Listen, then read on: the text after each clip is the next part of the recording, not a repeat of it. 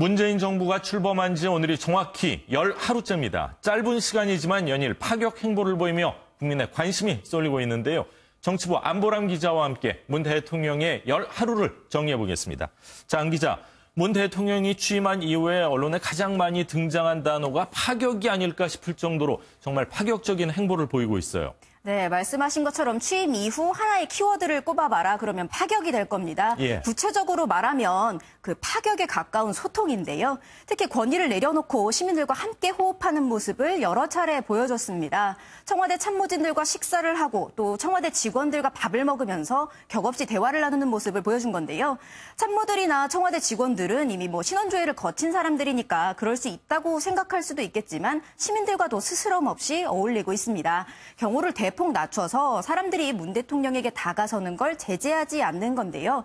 인천공항을 찾아서 직원들 속에서 어울려서 셀카를 찍고 또 자유롭게 얘기를 나누면서 소탈한 모습을 보였고요. 스승의 날에는 그 초등학교를 방문한 모습이 화제가 되기도 했었습니다. 예. 문 대통령이 나타나자 어린이들이 막 달려들어서 사인을 해달라고 한 건데요. 미처 종이를 준비하지 못한 어린이가 가방에서 주섬주섬 종이를 꺼내자 몸을 낮춰서 쭈그리고 앉은 채 그 시간을 다 기다려줬습니다. 그렇군요. 사실 대통령 입장에서 그렇게 하기가 쉽지만은 않을 것 같은데요. 이렇게 국민들 입장에서는 참 보기가 좋다, 이런 평을 많이 듣는 것 같습니다. 또 당과 소통하는 모습을 좀 보이기 위해서 노력하는 것 같아요. 예, 문 대통령이 당선 직후 찾아간 곳이 다름 아닌 야사당 당사였습니다. 문재인 정부 잘 좀 도와달라, 이런 의미였을 텐데요. 특히 정의당 노회찬 원내대표는 누구보다 놀란 모습이었습니다. 문재인 대통령의 당선은 촛불의 승리라고 생각하고 온 국민의 승리라고 생각을 합니다. 저희 정의당에 찾아주신 첫 번째 대통령이십니다. 어제는 5당 원내대표를 초청해서 함께 식사를 했는데요. 취임한 지 불과 9일 만이었습니다. 박 전 대통령이 취임 1년 4개월 만에 첫 식사를 했던 것과 비교하면 그야말로 속전속결이다, 이렇게 평가를 할 수 있을 것으로 보입니다. 그렇군요. 자, 5.18 기념식에서 좀 가슴 찡한 모습이 있었는데 아버지를 먼저 보낸 따님이죠. 김소영 씨를 꼭 안아준 모습, 많은 국민들 좀 가슴이 좀 찡하지 않았을까 하는 생각이에요.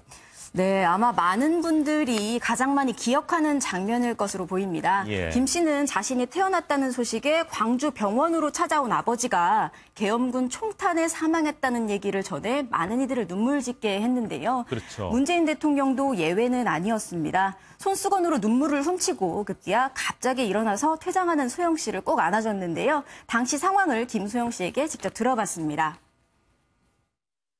행사하면서 리허설이라고 막 연습하는 거 있잖아요. 그런 걸 해서 그게 끝나면 바로 또 들어와야 된다 그래서 저는 또 정신없이 또 들어오고 있었거든요. 즉석에서 이뤄진 장면인데요. 문 대통령은 김 씨를 꼭 안아주면서 울지 마라, 기념식 끝나고 아버지 묘소에 참배하러 같이 가자, 이런 말을 전하기도 했다고 합니다. 아빠 산소에 참배하러 같이 가자고 그렇게 말씀하셨어요. 그렇군요. 문 대통령에 대한 평가가 좀 사실 좋은 건 정말 맞는 것 같아요. 기자들 사이의 평가는 어떻습니까? 네, 사실 후보 시절 문재인 대통령에 대한 기자들의 평가는 다소 박한 편이었습니다. 성품은 참 좋은데 그렇다 보니까 너무 많이 고민해서 국정 운영을 잘할 수 있을까? 그러니까 소위 말하는 정치적 리더십을 검증할 만한 성과가 있었는가 하는 데 의문이 있었던 건데요. 당대표 시절 당 안팎에서 흔들기로 또 고전을 했었던 그 과거가 있기도 했었습니다. 하지만 현재 상황은 아주 많이 달라진 모습입니다. 취임 초기, 그러니까 허니문 기간이긴 하지만 기대 이상 이다, 이런 평가가 많이 나오고 있습니다. 앞서 기사에서도 보면 내가 문재인을 잘못 봤다, 이런 평가들이 나오는데 기자들의 평가도 이와 크게 다르지 않다, 이렇게 보시면 될 것 같습니다. 그렇군요. 이렇게 소통을 많이 하다 보면 기자 입장에서는 좀 힘들고 피곤할 때도 많지 않을까, 이런 생각도 들어요. 네, 그렇습니다. 이제 하루에도 불쑥불쑥 브리핑이 여러 차례 이루어지고 있거든요. 예. 근데 저희 기자들 입장에서는 말씀하시는 걸 그대로 보낼 수가 없고 정확히 다 이제 타이핑을 해야 되는데 그게 쉽지 않은 게 사실입니다. 그래서 대통령이 수석들에게 기자들 전화를 다 받고 성실히 답하라 이런 지시를 했다고 하는데요. 수석들은 밀려드는 기자들의 전화에 다른 일을 보기 어렵다 뭐 이렇게 하소연할 정도입니다. 그래서 이제 업무에 적응할 때까지 뭐 한 10일만 기다려달라. 그 이후에는 전화를 다 받겠다. 대신 브리핑을 많이 하겠다 이런 얘기를 했었는데요. 그래서인지 기자들이 묻는 질문을 피하지 않는 모습이 자주 목격되고 있습니다. 공식 브리핑이 끝난 이후 자리를 떠나가다가도 기자들이 이제 보충 질문을 하면 일일이 다 답을 하고 있는 건데요. 예. 얘기를 듣고 또 다시 정리를 해야 하는 기자들 입장에서는 소통이 지나치다 이런 얘기를 우스갯소리로 하는 상황입니다. 그렇군요. 기자들도 힘들겠지만 사실 뭐 수석이나 뭐 청와대에 계신 분들도 굉장히 많이 힘들지 않을까. 기자들 때문에 또 힘들지 않을까. 그런 생각을 해봤습니다. 사실 진정한 소통이라는 게 쉽지만은 않은 것 같습니다. 부모 자식 간에도 정치 문제에 있어서는 소통이 되지 않는 경우가 굉장히 많은데요. 정치를 잘하다 보면 정치권과 국민이 이 소통이 잘 될 뿐만 아니라 또 세대 간의 소통도 잘 이루어지지 않을까 이런 기대를 해봅니다. 자, 안보람 기자 오늘 수고하셨습니다. 검찰 수뇌부의 이른바 돈 봉투 많차는 검찰개혁에 불씨를 당겼습니다. 문재인 정부가 그리는 검찰개혁은 크게 두 가지입니다. 먼저 인적 쇄신입니다. 뿌리 깊은 검찰 내 기수 문화와 서열 파괴를 통해 개혁을 단행하겠다는 겁니다. 5기수나 하향 조정하면서 윤석열 검사장을 서울중앙지검장에 앉힌 건 신호탄이었습니다. 앞으로 자연스럽게 우병우 라인의 제거가 될 것이란 관측이 나오면서 향후 검찰 인사가 주목되고 있습니다.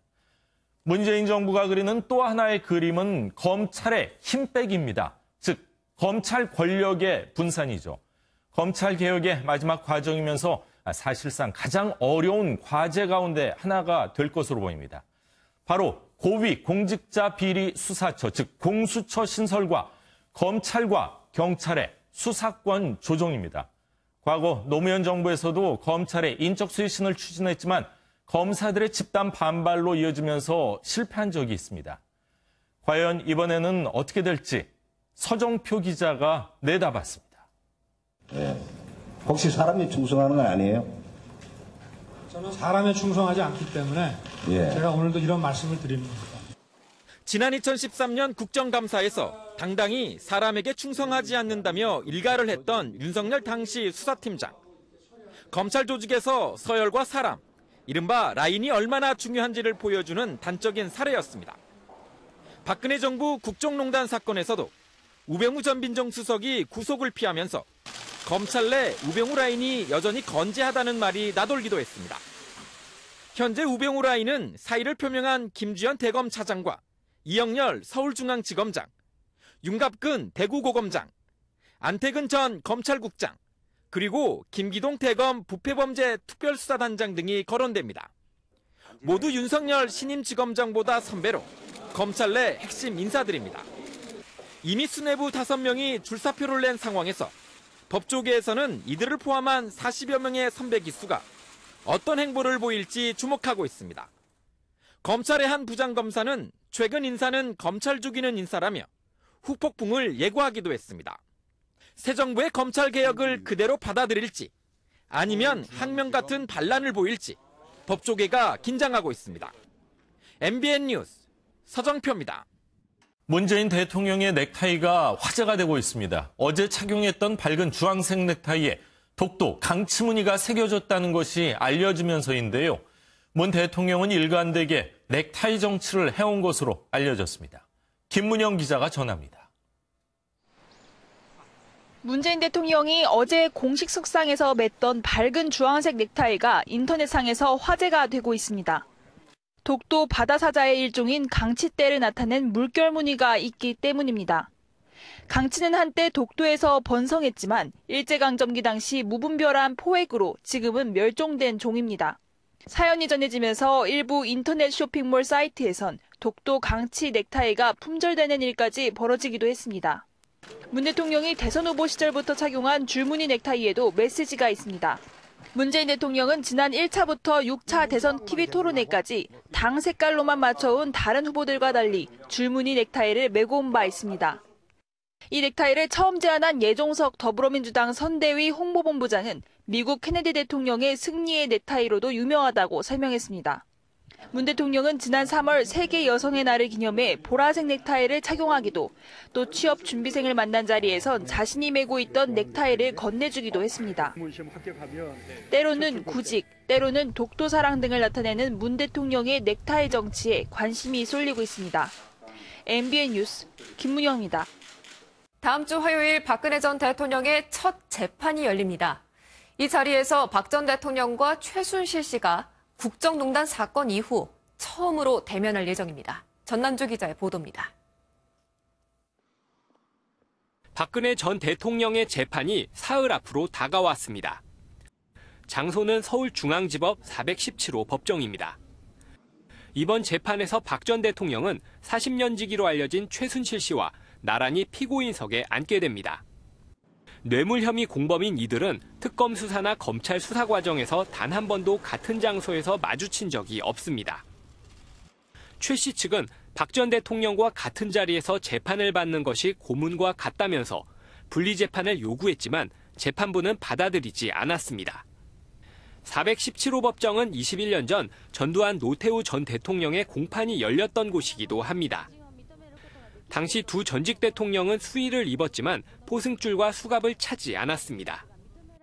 박 전 대통령도 예우 차원에서 사복을 입고 여성과 노약자에 대한 재판 관례에 따라 수갑과 포승줄 없이 재판정에 들어설 것으로 보입니다.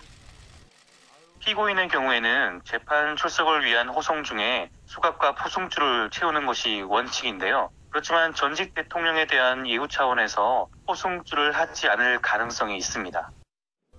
재판부는 사회적 관심이 높은 만큼 재판 과정 일부를 생방송으로 공개할지 여부를 놓고 검토하고 있습니다. MBN 뉴스 전남주입니다.